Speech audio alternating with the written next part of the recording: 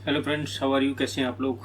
तो चलिए डिस्कस करते हैं निफ्टी में हम कैसे ट्रेड प्लान कर सकते हैं कल के लिए। जैसे पहले से एक्सपेक्टेड था, जिस दिन मैंने बताया था प्रीवियस डे में, आपको याद होगा कि मैंने बताया था कि प्राइस अगर इसके ऊपर जाता है तो हम एक अच्छी मूव देख सकते हैं और जो नेक्स्ट रेजिस्टेंस है वो ये वाला होगा। तो उससे भी ऊपर गया वो नेक्स्ट रेजिस्टेंस से भी, मगर ये है कि हाँ, यहाँ से अगर बाइंग की होगी तो काफ़ी अच्छे पॉइंट्स हमें यहाँ पर देखने को मिले। ठीक है, इसके बाद क्या हुआ, यहाँ पर पैटर्न बने। आपने देखा होगा कि यहाँ पर ट्रिपल टॉप बना एक तरीके से। प्राइस जो है 3 बार टच करने गया, 1 2 एंड 3, है ना। और इसको बोलेंगे तो कंप्लीट हेड एंड शोल्डर तो नहीं बोल सकते, है ना, मगर फिर भी लगभग उसी के लगभग जैसा पैटर्न बना और प्राइस जो है फिर फॉल कर गया उसके बाद। ठीक है, अभी भी देखिए अब क्या कर सकते हैं यहाँ पर। अगर आप गौर करेंगे तो प्राइस एक्शन कैसे चल रहा है, फर्स्ट हुआ, सेकंड, इसके बाद ये, और अब ये, और अब ये। ठीक है, तो ये पॉसिबिलिटी है कि दोबारा से इसके हाई को टच करे, यहाँ तक आ जाए, ये वाला हाई हो जाए, और या फिर ये वाला गैप अगर यहाँ तक आया तो ये भी पॉसिबिलिटी हो सकती है, ये वाला गैप फिर कर दे। ठीक है, तो ये गैप और ये एरिया मेरा, ये एक अच्छा सपोर्ट एरिया है। ठीक है, ये वाला। तो और मैं ये एक्सपेक्ट भी कर रहा हूँ कि प्राइस यहाँ तक आ सकता है ना। तो ये वाली एरिया था, कम से कम ये गैप एरिया था, मतलब 22,950 के आसपास तक, 900 टू 915 के आसपास तक प्राइस आ सकता है, ये एक्सपेक्टेशन है। 22,950 के आसपास में, तो ये एक्सपेक्टेशन है। तो करना क्या है, हमें कैसे ट्रेड प्लान करेंगे हम, देखिए यहाँ पर अगर हम इंट्राडे की बात करेंगे तो ये मेरा जो है डबल टॉप का एरिया है, अगर आप इसे गौर करेंगे ना तो अब देखिए ये है मेरी नेक लाइन, अगर यहाँ पे आता है तो ये तो पहले रिटेस्ट से कर चुका है, तो शायद ही चांसेज हैं कि यहाँ पर वो आए। ठीक है, ऐसे केसेस में आने की संभावना कम रहती है। अगर प्राइस, अब 3 कंडीशन हम डिस्कस करते हैं, गैप अप, गैप डाउन और फ्लैट कंडीशन। तो पहली कंडीशन हम डिस्कस करेंगे गैप अप के बारे में। अगर प्राइस मान लीजिए इससे ऊपर गैप अप हो जाता है तो थोड़ा ये पैटर्न खराब हो जाएगा, मतलब इस नेकलाइन से ये ऊपर 23,366 से ऊपर ये गैप हो जाता है तो थोड़ी सी प्रॉब्लम आ जाएगी। फिर हमें क्या करना है, बाइंग के लिए वेट करना है, और बाइंग कब करनी है, जब तक ये इसके ऊपर क्रूज नहीं कर जाएगा तब तक ये बाइंग नहीं करनी, क्योंकि ये एक इंपॉर्टेंट रेजिस्टेंस लेवल है। ठीक है, तब तक बाइंग नहीं करनी। अगर ये इसके ऊपर जाता है तो फिर हम 750 का टारगेट यहाँ तक देख सकते हैं, फिर इसके बाद सेलिंग आएगी यहाँ पे ना, फिर यहाँ तक के टारगेट कंप्लीट हो सकते हैं, मगर बाइंग तभी करनी है जब इसके ऊपर जाएगा, गैप अप होकर। अब दूसरी कंडीशन सुन लेते हैं, अगर मान लीजिए फ्लैट खुलता है तो फ्लैट खुलने के साथ चांसेस हाई हैं कि वो गिर जाएगा। वो गिरेगा कैसे, जैसे ये है और यहाँ पे अगर ये थोड़ा ऊपर जाता है, फ्लैट खुलने का थोड़ा ऊपर जाता है तो ये वाला रेजिस्टेंस एरिया में यहाँ का ऐसे लगाकर मैं सेलिंग प्लान कर सकता हूँ डाउन साइड के लिए for the target of this target. ये तो बहुत बड़ा टारगेट हो जाएगा, मगर हम यहाँ तक भी ले सकते हैं ना, थोड़ा टाइम लग सकता है, वेस्ट होकर आ सकता है, मगर ये मिल सकता है टारगेट, है ना, आ सकता है यहाँ पे। ठीक है, दूसरी कंडीशन ये हो गई कि ऊपर जाकर अगर फ्लैट में डायरेक्ट नीचे की तरफ आने लग गया तो कैसे काम करेंगे। अगर डायरेक्ट फ्लैट में नीचे की तरफ आने लग गया तो आपको वेट करना होगा। क्या करना होगा, जैसे प्राइस यहाँ से आया, यूं गया, अब यहाँ से नीचे जाता है वो। ठीक है, तो अब ये रिटेस्ट हुआ, अब इसके बाद अगर इसको भी ब्रेक कर देता लो को तो आप इसका ऐसा लगा सकते हैं, इसके हाई का, ये जो ग्रीन कैंडल है ना, अगर इसके लो को ब्रेक करके क्लोज करता है तो 3 मिनट के टाइम फ्रेम भी क्लोज करता है तो इससे क्या छोटा स्टॉप लॉस हो जाएगा।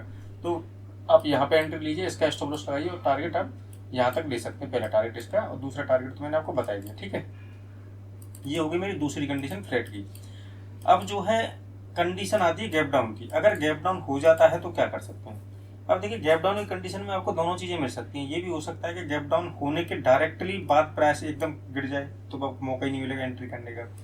तो ऐसे केस में तो जबरदस्ती एंट्री करने से कोई फायदा नहीं है। सबसे अच्छी कंडीशन क्या रहेगी, फ्लैट खुलने की और गैप अप खुलने की। अगर गैप डाउन खुलता है तो क्या कर सकते हैं, थोड़ा सा वेट करिए और उसे ऊपर आने दीजिए, और यहाँ कहीं दोबारा से मिलता है आपको, यहाँ पे इस कैंडल के आसपास मिलता है तो फिर यहाँ से आप सेल कर सकते हैं फॉर द सेम टारगेट। पहला टारगेट ये होगा, दूसरा टारगेट ये होगा, इस तरीके से। ठीक है, तो ये 3 कंडीशन हमारी बन रही है, जैसा हमने डिस्कस कर लिया गैप अप, गैप डाउन और फ्लैट की। गैप डाउन में थोड़ी सी क्या है, एंट्री मिस भी हो सकती है, प्राइवेट मतलब इसकी पॉसिबिलिटीज है ना। गैप अप में और फ्लैट में अच्छी एंट्री मिलेंगी, अगर गैप डाउन होकर ऊपर आता है तो वो अच्छी एंट्री हो जाएगी। ठीक है, तो इस तरीके से हमें ट्रेड प्लान करना है कल के दिन। ठीक है, तो कुछ लोगों ने कमेंट में पूछा था कि कौन कौन से स्टॉक्स हैं जो आपको ट्रैक कर रहे हैं, तो मैं चेन्नई पेट्रो और एमआरपीएल के बारे में पूछा था किसी ने ना।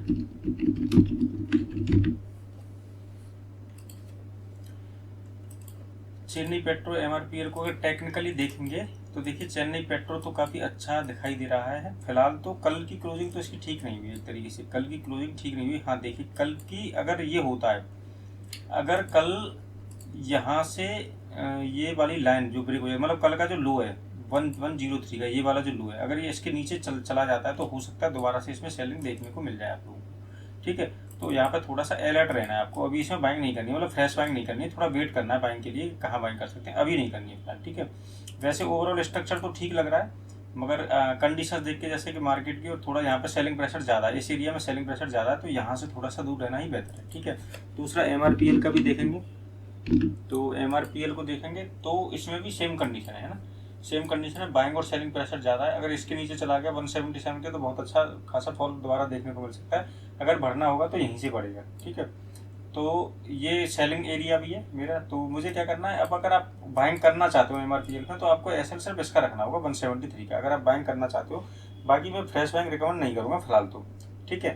फिलहाल ऐसा कुछ खास भी नहीं लग रहा कि कहीं इस अच्छे से बाइंग भी आ रही हो, क्योंकि प्राइस एक्शन आप देखेंगे तो बढ़ा, गिरा, बढ़ा, फिर गिरा, उसके बाद फिर से यहाँ सेटल करा, हो सकता है बाइंग आ जाए, पॉसिबिलिटीज हैं, थोड़ा सा दिख रहा है इस तरीके से, पर कॉन्फिडेंस नहीं है। वो एक कॉन्फिडेंस वाली बात होगी ना, जो देखते ही पता चल जाता है कि यार प्राइस एक्शन बहुत अच्छा है। जैसे कि आप इसे यहाँ बोलते, अगर इसी बात को अगर आप यहाँ बोलते, ये यूँ था जब यहाँ से यहाँ बोलते, ये कैंडल बनी थी, तो मैं बोल सकता था कि आपको बाइंग करिए इसका ऐसे लगा के, मगर अभी यहाँ पर कोई कॉन्फिडेंस नहीं दिखाई दे रहा, थोड़ा सा नीचे भी आ सकता है, तो इसलिए थोड़ा सा दूर रहें। दूसरा कमेंट था कि हमें जो है कौन कौन से स्टॉक जो है इन्वेस्टिंग के लिए प्लीज, हाँ इसके बारे में मैं वीडियो को संडे के दिन बनाता हूँ ना, संडे के दिन इसकी वीडियो बनाएंगे, और एक वेबिनार भी करेंगे जिसमें ऑप्शन चेन के बारे में हम डिस्कस करेंगे, ठीक है। बहुत अच्छे से, बहुत अच्छी तरह आपको ऑप्शन से समझ में आ जाएगा उस दिन। तो अगर वीडियो अच्छी लगी हो तो लाइक करके जाएं और सब्सक्राइब करके जाएं चैनल को। Thank you. और अपना रिस्क रिवार्ड हमेशा फॉलो करें, हर चीज़ में आपको मैं बार बार बोलता हूँ, रिस्क रिवार्ड ही सबसे मेन इंपॉर्टेंट चीज़ है, अगर वो फॉलो करेंगे तो आगे बढ़ पाएंगे, नहीं तो कितना भी सीख लें उससे भी कोई फर्क नहीं पड़ने वाला है ना। तो ये सारी चीज़ें, कंडीशंस आपको याद रखनी है और फॉलो करना है इसी तरीके से रिस्क रिवार्ड के साथ। So thank you so much, bye.